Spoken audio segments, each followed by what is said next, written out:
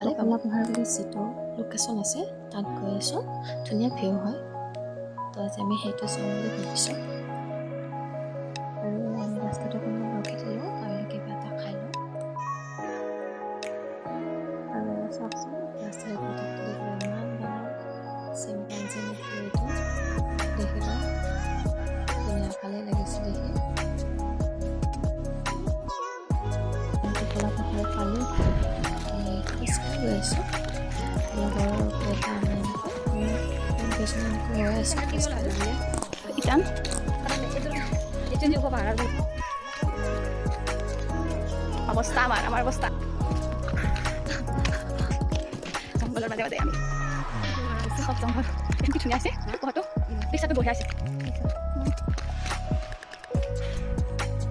আৰু এইখনে হ'ল টকলা পাহাৰ, আমি পালোঁ গোটেইকেইটা আহি। চাওকচোন ভিউটো ইমান ধুনীয়া ভিউ। আৰু অলপ মোৰ মুখখনত চাই লওঁ আপোনালোকে, চাওক ভিউটো বহুত ধুনীয়া হয়। আপোনালোকে এইখিনিত যাই গৈছে নে বাৰু জনাবচোন কমেণ্টত। আৰু ইয়াৰ পৰা বোলে গোটেই তেজপুৰখন দেখা পায়।